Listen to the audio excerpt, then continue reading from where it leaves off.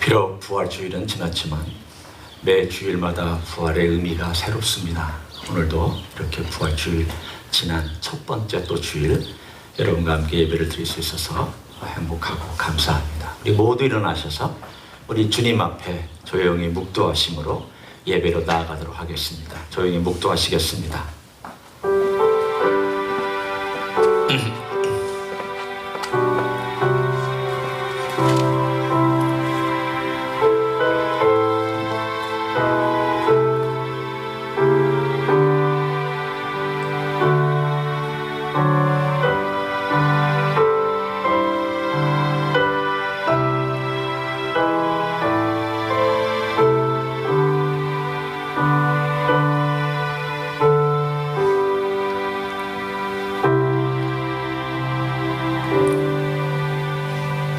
우리 주님께서 부활하셨기 때문에 우리는 이 땅에서 사는 모든 것이 주님의 은혜와 능력과 그 부활의 기쁨으로 살아갑니다.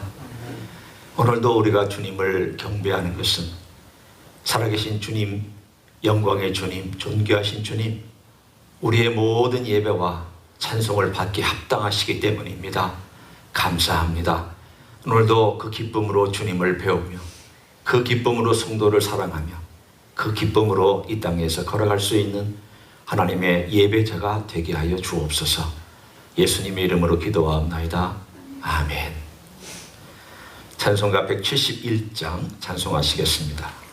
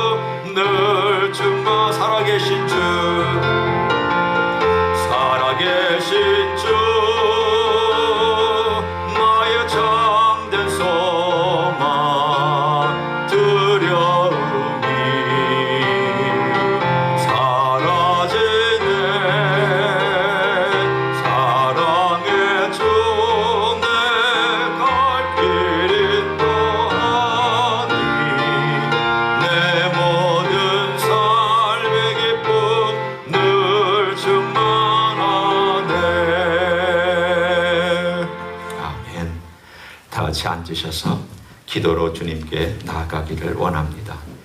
중보기도 제목, 거기 선교사님들의 제목이 나와 있습니다. 멕시코 예수마을 공동체를 위하여 우리 김영인, 김영섭 선교사님 전기공사와 타가서 시설을 위해 기도해 주시고, 또 북한을 위하여서 수고하시는 서민숙 선교사님과 이일구 선교사님을 위해서 기도해 주시고, 또 베트남 호치민시티에서 일하고 있는 이태정 선교사님과, 그리고 터키와 중동 지방의 슬크웨이브 미션과 김지영 선교사를 위하여 이 시간 다 같이 통성으로 기도하시겠습니다.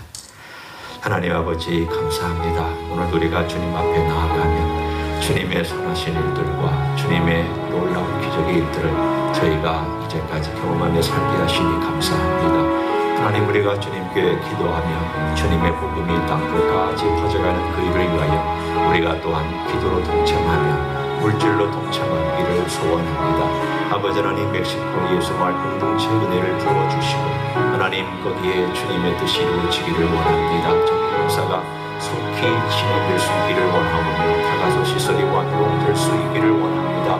필요한 모든 것들이 주님 진행할 수 있도록 축복하여 주옵소서. 북한 땅에 눈물로 아름다운 헌신으로 씨앗을 뿌리며 애쓰고 있는 이소민숙 선교사님과 일부 선교사님의 나진과 산동 땅, 괴령 땅, 그리고 평양 땅에 우리 하나님께서 은혜를 부어주시기를 원하고 기도합니다. 호치민시티에서 쓰고 있는 이태원 선교사를 주님께서 기억하시고 건강을 지켜주옵소서. 주님, 베트남 청년들에게 주의 복음이 돌아가서 나라의 역사를 바꾸며 하나님의 기운이 그 땅 위에 흐르는 은혜를 베풀어 주시기를 원합니다. 하나님 아버지여, 슬크웨이브 미션과 김진영 선교사, 그리고 하나님 터키 땅과 동명 지방에 있는 모든 사역을 위하여 기도합니다. 주님이 은혜를 베풀어 주옵소서. 생명을 살려 주옵소서. 복음이 처음 전파되었던 그 땅에 다시 복음이 들어가게 하시고 우리 하나님, 주님의 놀라운 기적이 그 땅에 이루어지며 하나님 땅 끝까지 주의 복음이 퍼져가는 일에 주님께서 귀한 종들을 사용하여 주시기를 간절히 간구를 드립니다.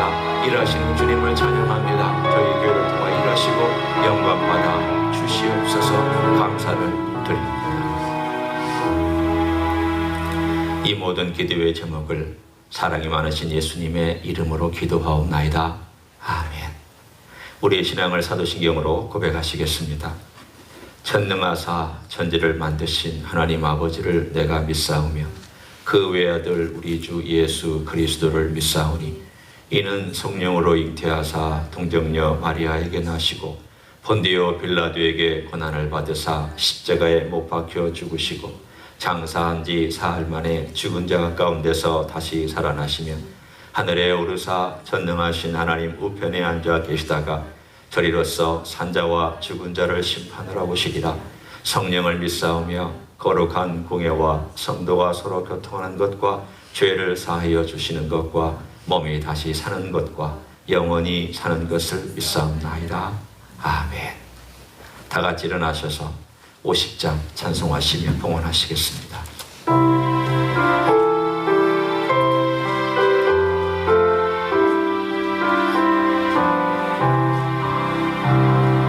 내게 있는 모든 것을 아낌없이 드리네.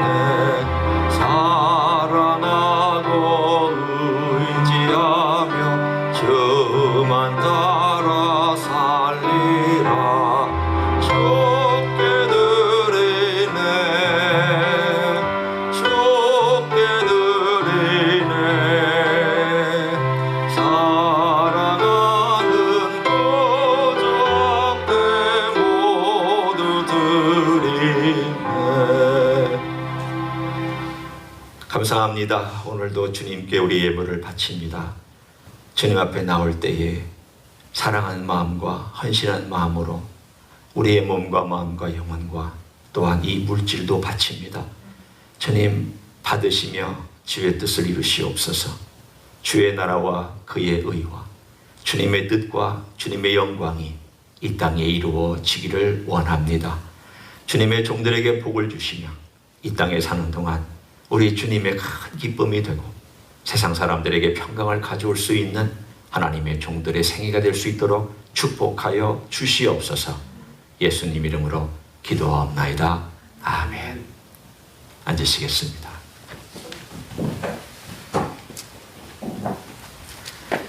오늘 예배에 나오신 여러분들을 주님의 이름으로 환영하고 축복합니다. 잘 나오셨습니다. 건강하게 이렇게 매주 뵐 수 있어서 감사하고요. 특별한 광고는 없습니다.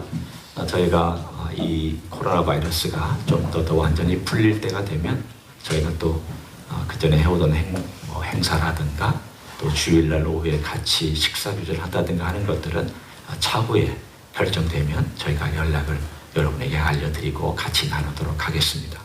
그렇지만 간단한 교제를 늘 나누시면서 성도 간에 서로 안부도 물어주시고 또 사랑과 아름다운 교제가 있기를 원합니다. 우리 이렇게 거리 떨어져 있지만 손을 흔들어서 우리 주님의 이름으로 축복하고 환영하기를 원합니다. 주님의 이름으로 여러분 환영하고 축복합니다. 예, 우리가 조금 있으면 이렇게 좀 이제 또 일어서서 다니면서 이렇게 인사할 수 있는 때가 오지 않을까 싶어요. 아직은 조금만 더 기다려 주시면 좋겠습니다. 이렇게 영상으로 아직도 예배드리는 분들을 위해서 주님의 이름으로 여러분을 환영하고 축복합니다. 하나님 아버지의 말씀 우리 같이 읽고 말씀 나누도록 하겠습니다. 말씀은 요한복음 20장 19절부터 23절입니다.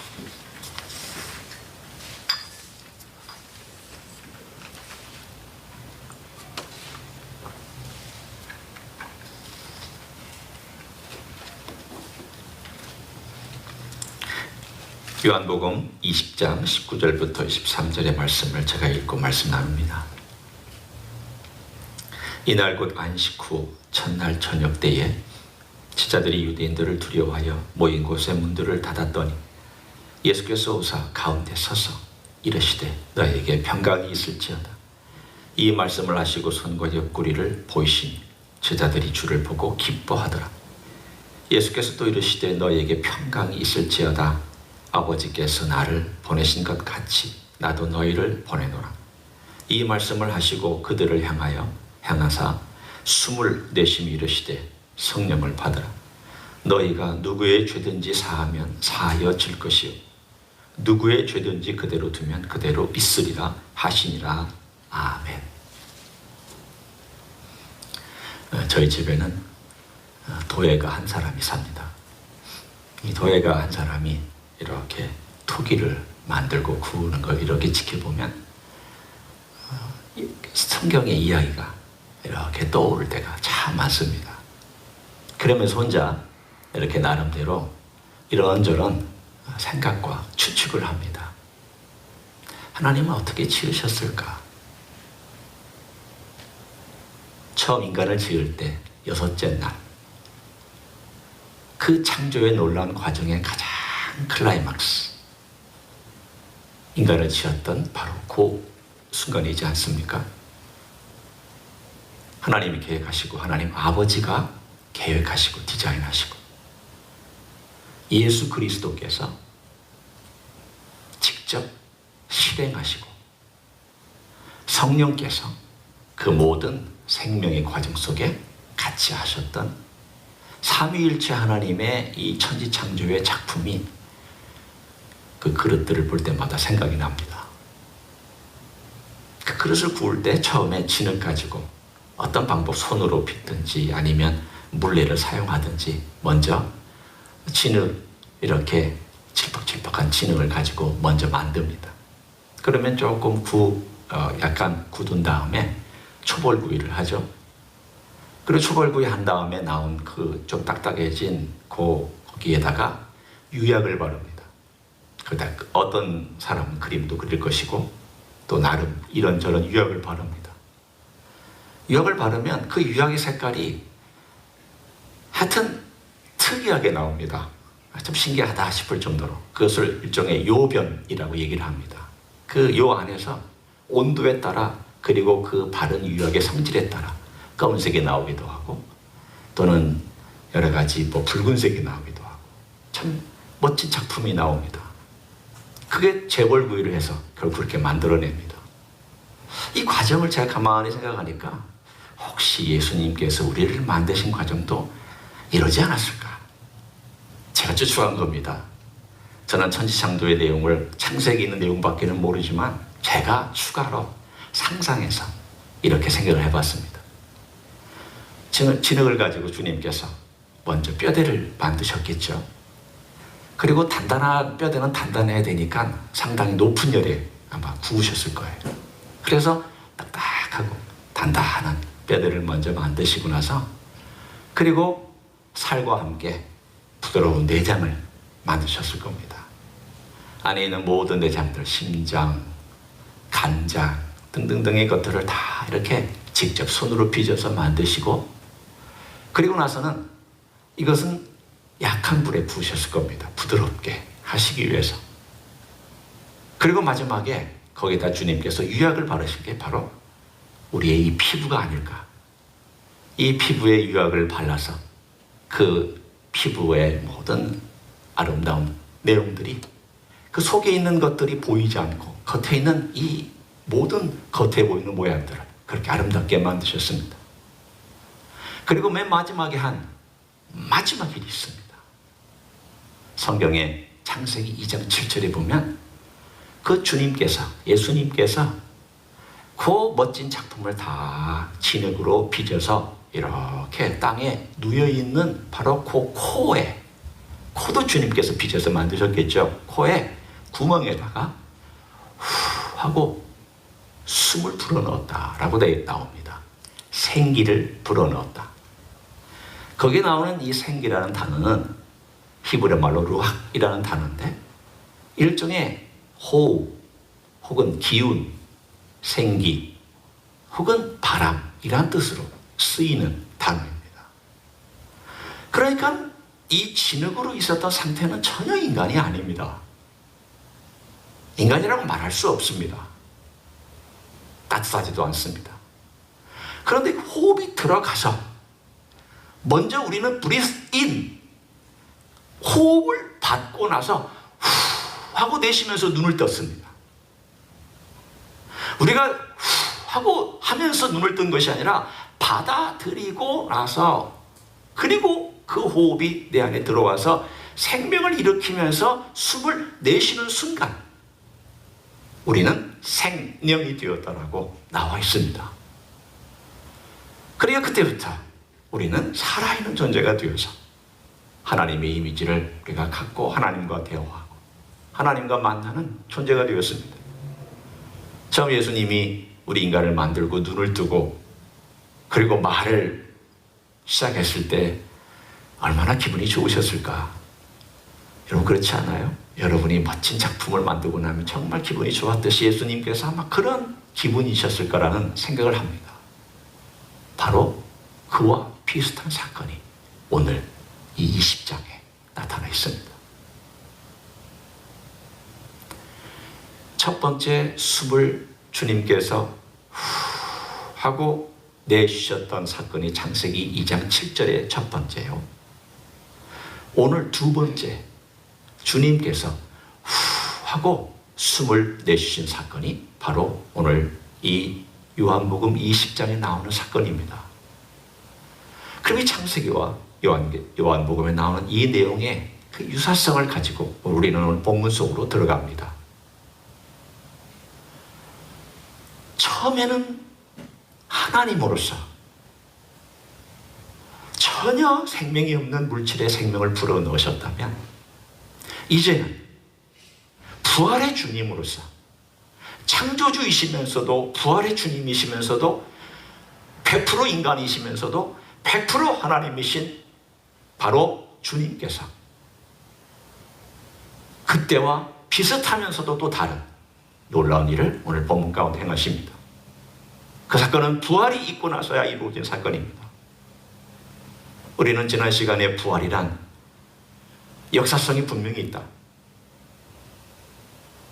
그 객관적인 역사성 위에 주관적인 역사성을 가지고 그들은 경험했고 그들은 그것을 몸으로 직접, 눈으로 직접 경험했기 때문에 목숨 걸고 그걸 증언하며 살았다. 어떤 바보가 자기 목숨을 거짓을 위해서 살아가겠습니까? 눈을 보고 경험하고 직접 만져보기도 하고 같이 식사하고 그 부활의 증인의 말씀도 듣고 주님의 말씀 듣고 주님 경험했던 그 놀라운 이야기를 그들은 달리 어떻게 할 방법이 없었습니다. 그냥 경험한 것입니다. 딱 2절 지난 시간에 그렇게 짧게 경험한 이 부활을 그들은 평생 가지고 살았습니다.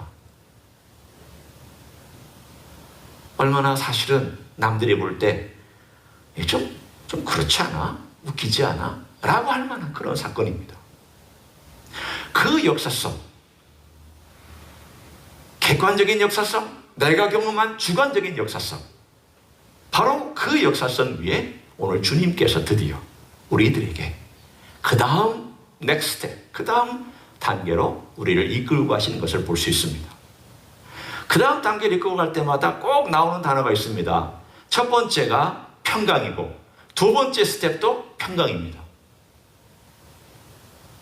첫 번째 평강이 두려움 가운데 떨고 있던 그들을 안심시켜주고 또 그들의 삶 가운데 우리 주님이 나타나셔서 내가 너희들의 주님으로 부활했다는 것을 알려주는 평강이라면, 두 번째 평강은 현재적인 평강이 아니라 미래적인 평강하고도 관련되어 있습니다. 그 미래적인 평강, 곧 주님께서 앞으로 우리를 통하여 무엇을 하기를 원하시는가에 대한 그 평강이 오늘 평강을지어다 라고 말씀하시면서 아버지가 나를 보낸 것처럼 내가 너희를 보내노라 라고 하는 바로 그분이 우리를 보내시는 것과 이 평강이 직접 연결되어 있습니다. 공생의 3년은 부르심의 사건입니다. 콜링, 소명이라고 합니다. 그래서 주님께서 제자들을 불러다가 사도로 삼고 함께 같이 머무셨고 같이 보여주셨습니다. 같이 먹었습니다. 같이 생활했습니다. 일거수일투족 주님의 모든 것들을 제자들은 소상히 같이 나눴습니다. 이 모든 것들이 쌓여 있다가 나중에 우리 주님이 승천한 다음에 그것들이 하나하나 몸에서 나오기 시작했다. 그때는 몰랐는데 그게 그 뜻이었구나. 3년 동안 따라다니면서 도무지 이해할 수 없었던 그 모든 것들이 예수님이 승천하시고 나서야 그게 그런 말씀이었구나. 그 모든 것들을 다 부르심 안에 내게 불러서 훈련시키고 함께 있게 하고 함께 먹고 함께 나누었던 시간, 그게 3년입니다. 그리고 나서 보내심의 사건이 오늘 나옵니다. 부르심의 사건이 있으면 보내심의 사건이 있습니다. 콜링이 있으면 샌딩이 있습니다. 소명이 있으면 사명이 있습니다. 이 두 가지는 순차적으로 일어나지만 필히 있어야 되는 문제입니다. 소명은 있는데 사명은 없다? 그것도 좀 뭔가 아닌 것 같죠? 부르심은 있는데 보내심은 없다? 그것도 좀 문제가 있는 거죠. 오늘 주님은 제자들 가운데 오셔서 평강이 있을지어다. 내가 너의 주님이고 내가 부활한 바로 너희의 그 주다. 그들에게 그 부르심 안에서 이제까지 왔던 모든 것들을 주님께서는 확인시켜 주시고 이제 그 에너지를 가지고 제자들을 세상 속으로 보내는 그 놀라운 이야기를 오늘 우리들에게 평강 가운데 해주시고 있습니다. 우리가 부활의 주님을 만나고 나서 갖는 놀라운 사명이 바로 이것입니다. 바로 이것은 한 3가지 정도 우리가 생각해 볼 필요가 있습니다. 이 단어가 참 너무 멋있는 표현입니다. 아버지께서 나를 보내신 것 같이 나도 너희를 보내노라. 보낸다는 말씀이 2번 나오죠. 그런데 오늘 여기서 아버지께서 나를 보내신 것 같이 나도 너희를 보낸다. 그렇지만 우리가 아버지와 이 아들의 관계를 보기 위해서 조금만 우리가 거슬러 올라가기를 원합니다. 여러분이 성경을 한번 저와 같이 거슬러 올라가서 보겠습니다. 17절 제가 읽습니다. 마리아에게 하시는 말씀입니다. 예수께서 이르시되 나를 붙들지 말라. 이 말은 만지지 말라는 뜻이 아니라 내가 아버지께로 가야 한다. 예수님 이제 이 땅에 계십시오. 우리가 주님 잃을 수 없습니다. 그렇게 말하지 말라는 겁니다. 주님은 가셔야 되니까 나를 붙들지 말라, 그 뜻입니다. 내가 아직 아버지께로 올라가지 아니하였노라. 너희는 내 형제들에게 가서 이르되 내가 내 아버지 곧 너희 아버지. 잘 들으세요. 내 아버지 곧 너희 아버지. 그 다음 내 하나님 곧 너희 하나님께로 올라간다 하라 하시니, 오늘 이 대목에서 눈여겨보아야 될 대목이 뭐냐면 내가 내 아버지 너희 아버지, 내 하나님 곧 너희 하나님, 이런 대목이에요. 주님께서 유일하게 쓰셨던, 부활 이후에 유일하게 쓰셨던 표현입니다. 그 전에는 이런 표현 쓰시지 않았습니다. 내 아버지 너희 아버지, 내 하나님 너희 하나님. 암시하는 많은 이야기를 하셨지만 그것을 노골적으로, 구체적으로, 그리고 제 아들이 명확하게 알아듣게 표현한 대목은 딱 여기입니다. 내 아버지 너희 아버지, 내 하나님 너희 하나님. 따라서 이 샌딩은, 이 보내심은 아버지, 너희 아버지가 나를 보내서 너희를 구원하기 위해서 보낸 거다. 그리고 내가 이제 너희를 보내는데 이것은 아버지와 내가 너희를 보내는 것이다.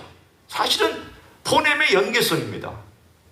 예수님이 보내는 것이지만 그러나 동시에 아버지가 나를 보내고 내가 너희를 보내므로 아버지와 내가 또한 너희를 보내는 것이다라고 하는 이 놀라운 연계성에 대하여 우리들에게 말씀해 주고 있습니다. 이것이 바로 부활의 놀라운 경험을 한 사람이 갖고 있는 보냄받은 의식입니다. 이 보냄받았다라고 하는 것은 단순히 내가 교회가 파송한다, 아닙니다. 목사가 파송한다, 더더군다 아닙니다. 이 보낸다라고 하는 것은 하나님 아버지께서 세상 속으로 우리를 보낸 것이며, 부활의 주님께서 우리를 세상 속으로 보내는 것이며, 성삼위 하나님께서 우리를 또한 세상 속으로 같이 들어가서 보내는 것이기 때문에 보냄 속에는 삼위일체 하나님의 놀라운 역사가 함께 곁들여 있습니다. 우리가 주일을 마치고 다시 세상 속으로 들어갈 때에는 바로 이 메시지를 가지고 들어가는 것입니다. 그냥 나 혼자 들어가는 게 아니라 하나님 아버지와 예수님과 성령께서 이렇게 역사하시면서 나를 세상 속으로 보내시려고 이런 일을 하셨나, 세상 속으로 보내시려고 나를 이렇게 붙들어 주시고 나를 불러주셔서 또 보내시고 불러주셨다가 보내시는 그 일을 계속 평생 반복하시는가, 그게 사실입니다. 주일날 부른 것은 다른 말로 하면 여러분을 보내시기 위한 겁니다. 또 보냈다가 여러분을 불러들여서 또 보내주신 일을 평생 반복합니다. 누가? 아버지와 예수님과 성령께서 평생 동안 이 일을 매 주일마다 혹은 매 순간마다 반복하십니다. 뿐만 아니라 두 번째, 우리가 알아야 될 부활을 경험한 자만이 증인된 삶을 살 수 있다는 것을 또한 말씀합니다. 부활을 경험하지 못한 사람, 정말 부활을 확신하고 주님이 역사적으로 2000년 전에 부활하셨다, 그리고 이 부활을 믿는 사람의 증언을 듣고 이건 사실 수밖에 없다, 나도 그 부활의 주님을 만났다, 영접했다, 그리고 내 삶 속에서 이 부활의 역사가 일어나는 것을 경험했다, 변화된 내 삶을 보면 확실하게 역사하고 있다. 때로는 실망할 수 있고, 때로는 넘어질 수 있고, 때로는 정말 나 자신을 볼 때 어쩌면 나는 이렇게 어리석은 인생일까라고 알지만, 그럼에도 불구하고 주님이 나를 붙들고 계시다는 놀라운 사실 때문에 부활의 증인은 세상 속에 나가서 주님을 증언할 수밖에 없는 증거를 갖고 산다는 것을 말합니다. 아버지가 나를 보내신 것 같이 너희가 나와 함께 있다가 이제 나도 똑같이 너희를 보낸다. 왜? 너희가 나의 부활을 보았고 경험했기 때문에 가서 그대로 본 대로, 경험한 대로 그대로 살리라고 우리를 보내신 것이기 때문입니다. 세 번째는 뭘 전하라고 우리를 세상 속으로 보내는 것입니다. 평강입니다. 주님이 오셔서 평강이 있을지어다. 두 번째도 평강이 있을지어다. 왜 주님께서 두 번이나 평강이 있을지어다라고 얘기를 하셨습니까? 단순히 인사말이 아닙니다. 이것은 주님께서 이 땅에 평강을 주시려 오셨고 두려워하는 제 아들에게 평강을 주고 계시다. 뿐만 아니라 이 평강을 가지고 너희도 세상에 나가서 이 평강을 전해라. 그런데 이 평강과 연결되어 있는 메시지가 바로 맨 마지막에 나와 있는 메시지입니다. 들어보십시오. 너희가 누구의 죄든지 사하면 사하여질 것이요 누구의 죄든지 그대로 두면 그대로 있으리라. 이것은 우리가 누구를 마음대로 용서할게, 너 죄 없어졌다, 너 용서 못해, 죄 있다, 그 얘기를 하려는 것이 아닙니다. 우리는 용서의 권한 없습니다. 우리는 저주의 권한 없습니다. 용서와 저주는 오로지 주님만이 하실 수 있습니다. 이것은 뭘 의미하는가? 선포의 권한을 의미합니다. 정말 회개한 자에게 당신 하나님의 백성입니다. 하나님이 당신을 영원한 생명으로 인도하셨습니다라고 선포할 수 있는 것과 복음을 끝까지 반대하고 거부하는 사람에 대하여 주님을 거부하면 심판밖에 없습니다. 주님을 거부하면 이 세상의 끝날에 구원받을 수 없습니다 라고 선포할 수 있는 복음의 선포를 명확하게 얘기를 합니다. 그런데 이 개념 속에 제일 중요한 게 뭐냐면 죄예요. 죄와 평강은 대립할 수 없는 두 세력입니다. 죄가 강력하면 평강은 사라집니다. 평강이 강력하면 죄가 사라집니다. 제가 얘기하는 이 평강은 이 세상의 평화의 회담을 얘기하는 것 아닙니다. 혹은 수련을 위해서 마음의 평안을 누리는 그거 아닙니다. 정신적인 수련을 통해서 내가 뭔가 마음을 안정시키는 그 평강을 얘기하지 않습니다. 이 평강은 진정한 죄의 문제가 해결된 평강을 의미합니다. 하나님과의 관계 깨졌죠. 평강의 관계 깨졌죠. 부부관계 평강의 관계 깨졌죠. 뭐 때문에? 죄 때문에. 피조물과 피조물의 관계 평강의 관계 깨졌죠. 뭐 때문에? 죄 때문에. 죄가 다 깨트렸습니다. 인간관계 깨트렸습니다. 가족 간에도 모든 것 깨트렸습니다. 뭐가? 죄가 깨트렸습니다. 이 죄 문제를 누가 해결하셨느냐? 주님이 십자가에서 이 죄를 없이 하셨잖아요. 해결하셨잖아요. 그런데 십자가를 없애고 십자가에서 죄를 해결하시고 나서 주님 만약에 죽으셨다면 죄 문제는 해결했어도 이 평강을 어떻게 능력 있게 전할 수 있습니까? 아니 그거는 방해물은 해결했습니다. 평강을 방해하고 평강을 막고 있는 방해물은 없앴는데 주님 부활하시지 않으셨다면 이게 어떻게 능력 있게 퍼져나갈 수 있겠습니까? 부활한 주님의 이 평강은 부활의 능력으로 힘을 부여하는 평강입니다.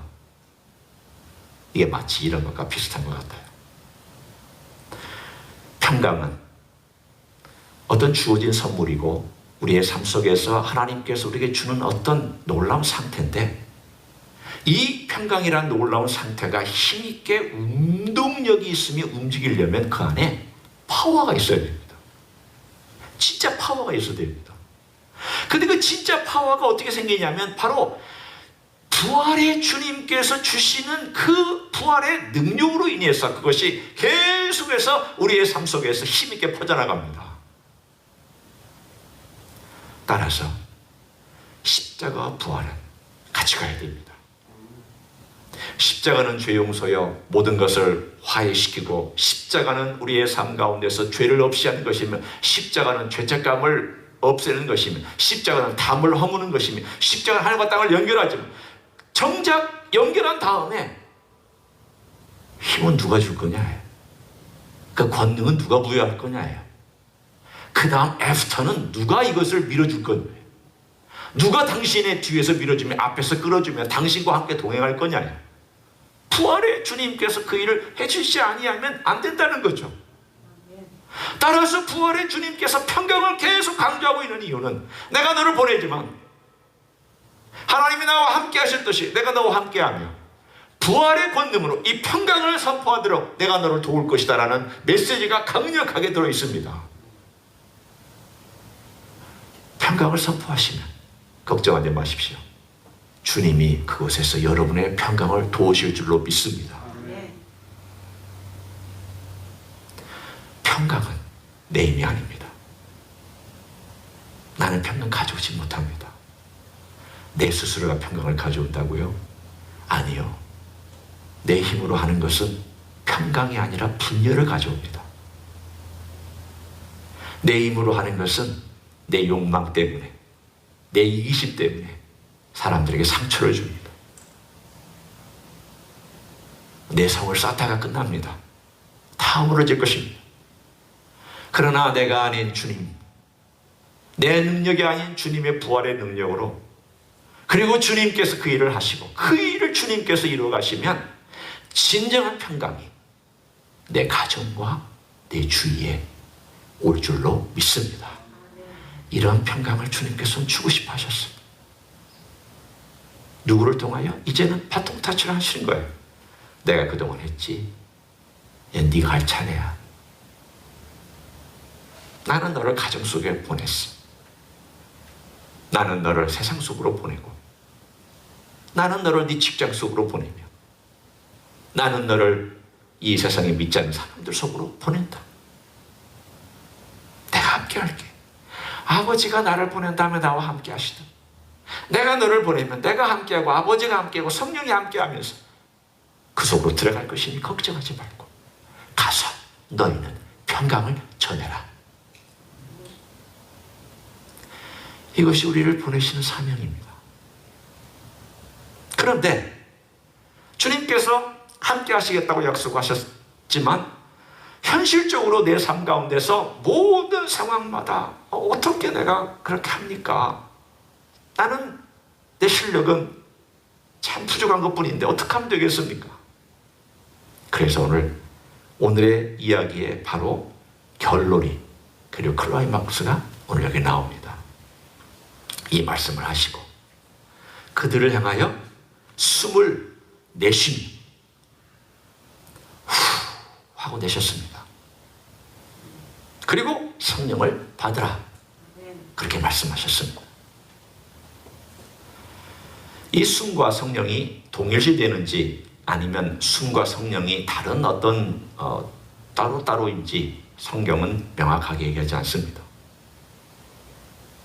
그러나 이 둘은 제가 볼 때는 같이 가는 것 같습니다.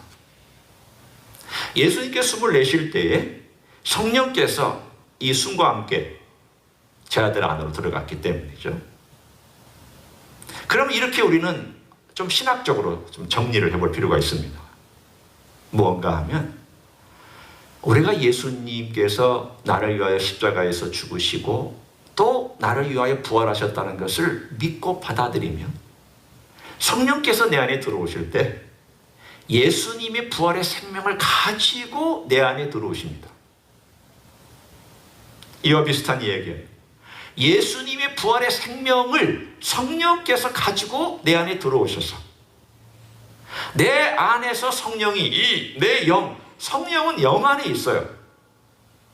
성령은 내 육체 안에 있는 것이 아니라 내 영 안에 있어요. 영은 영끼리 통한다고 성경은 분명히 말씀하고 있기 때문에 성령께서 내 영 안으로 들어와서 그 영을 살리실 때에 부활의 생명, 예수 그리스도의 그 부활의 생명을 딱 적용시켜서 그 영혼을 살리고 그 영혼을 운행하는 일을 누가 하시느냐? 성령께서 하신다는 거예요.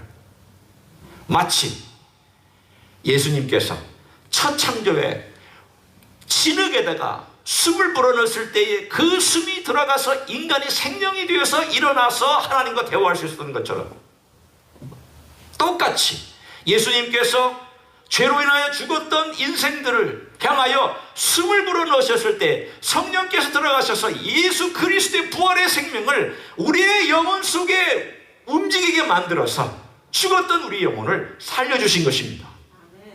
따라서 오늘 이 이야기는 성령께서 어떻게 우리 안에서 역사하는지에 대한 이야기이기도 하며 성령께서 뭘 가지고 우리 안에서 운행하시는지에 대한 이야기이기도 합니다. 우리가 어떻게 부활의 증인이 되느냐? 말로만 안 됩니다. 성령께서 내 안에서 예수 그리스도의 그 부활의 권능을 가지고 계속 움직여 주시고, 그것이 내 안에서 살아있는 것을 경험한 자는 우리 주님을 자랑하지 말라고 얘기해도 자랑할 것입니다. 성령님은 불처럼 자유로운 분입니다. 성령님은 바람처럼 자유로운 분입니다. 성령님은 물처럼 자유로운 분입니다. 바람과 불과 물의 특징은 부여받지 않는다는 겁니다. 그래서 성경은 말씀하기를 임의로 행하신다 그랬습니다. 그 말씀은 내가 원하는 대로 움직이는 분이 아니라는 뜻입니다. 내가 조종할 수 있는 분이 아니라는 뜻입니다. 내 마음대로 행하지 못한다는 뜻입니다. 반대가 되어야 됩니다. 어떻게 되어야 될까요? 성령께서 우리를 이끄셔야 되고, 성령의 흐름에 우리가 같이 덤으로 따라가야 되고, 성령의 역사에 우리가 맡겨야 되고, 성령의 말씀에 귀를 기울여야 되고, 성령께서 강하게 인도할 때 그 인도함을 느끼고 내 영혼에서 느끼고 마음에서 순종하고 육체로 따라가는 것, 이것이 바로 성령의 역사를 따라서 이 땅에서 부활의 증인이 되는 삶입니다. 누구도 내 힘으로 하면 결과가 뻔합니다. 우리의 남은 생애 동안, 그리고 저의 남은 생애 동안에 숙제가 있습니다. 그것은 우리 예수님을 더 알아가는 것이지만 동시에 예수님을 더 알아가는 것의 다른 이면은 성령님의 능력을 얼마나 의지하느냐에 달려 있습니다. 왜냐하면 성령께서 내 안에서 해주시는 모든 것은 예수 그리스도와 예수 그리스도의 십자가와 부활의 권능을 계속 알려주시고 경험하게 해주시고 설명해 주시고 그것을 깨닫게 해주시고 그 길로 나를 인도하시기를 원하시는 사역이 성령님의 사역이기 때문입니다.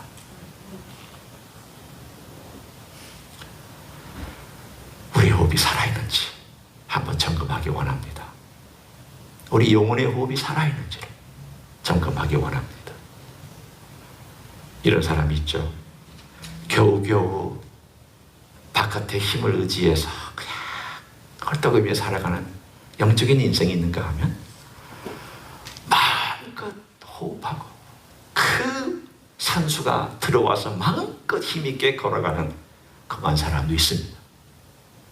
어떤 사람은 기계에 의지해 살아가는 사람, 어떤 사람은 겨우겨우 호흡하는 사람, 조금 나은 사람, 어떤 사람은 마음껏 호흡하고 그 생명의 역사를 누리는 사람, 많은 종류의 그리스도인이 있습니다. 여러분은 어디에 속하고 싶으십니까? 저라면 마음껏 호흡하고 싶습니다. 성령님의 그 놀라운 능력과 예수 그리스도의 부활의 권능으로 마음껏 내 영혼이 호흡하고 싶은 사람이 되고 싶습니다. 그러려면 어떻게 해야 할까요? 간단합니다. 성령님께 더 의지하십시오. 저는 앞으로 한 2-3주 동안 요한복음에 나오는 성령님의 사역에 대해서 조금 더 나눌 것입니다. 우리가 어떻게 해야 성령님을 따라 살까? 어떻게 해야 성령님의 인도하심을 더 받을 수 있을까? 어떻게 해야 내가 정말 성령님을 따라서 부활의 증인의 삶을 살 수 있을까? 성령님 그분이 정말 어떻게 생각하면 오리무중 같은데 어떻게 하면 그래도 내가 성령님을 인도하심을 따라서 걸어갈 수 있을까? 오늘 그 초반을 얘기하고 그리고 함께 더 말씀을 나누기를 소원합니다. 한 주 동안 성령님께서 내 삶을 인도해 달라고, 내 안에 부활의 권능이 살아있도록 성령님 영원히 호흡하는, 하나님과 같이 호흡하는 그런 생애가 되기를 원한다고 기도하시며 더 의지하시는 여러분 되시기를 예수님의 이름으로 간절히 축원합니다. 기도하시겠습니다. 하나님 감사합니다.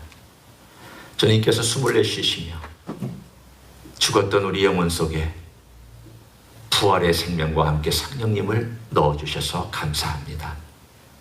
우리 안에 성령님이 운행하고 계시며 성령님은 부활의 본능과 성령님은 또한 놀라운 하나님의 능력을, 예수님의 부활의 권능을 우리 안에 적용시키고 계시니 감사합니다. 주님, 이것을 우리가 알진대 내 힘으로 사는 법을 버리고 주님의 힘으로 사는 법을 배우게 도와주시옵소서. 내 의지를 가지고 마음대로 하려고 하는 것을 버리고 주님이 원하시는 성령의 인도하심을 받는 법을 배울 수 있게 축복하여 주시옵소서. 날마다 성령님의 귀한 뜻을 따라 걸어가 부활의 증인이 되기를 간절히 간구하고 원합니다. 이제는 우리 구주 예수 그리스도의 은혜와 하나님 아버지의 극진하신 사랑과 성령 하나님 교통하심의 역사가 이 땅에 사는 동안 부활의 증인으로 우리 주님 보내심 받은 사명으로 살되 내 힘이나 내 의지나 내 능력이나 내 경험이나 내 가진 업적을 가지고 그것을 하지 아니하고 날마다 민감하게 성령님 의지하고 주님을 바라보면서 부활의 증인으로 살아가기를 소원하는 가정에서 예배드리는 종들 위에와 이 자리에 참여한 종들 위에와 주임지 희수교회 위에와 이민교회들과 한국교회들과 선교사님들 위에 이제로부터 영원히 함께 하실지어다. 아멘.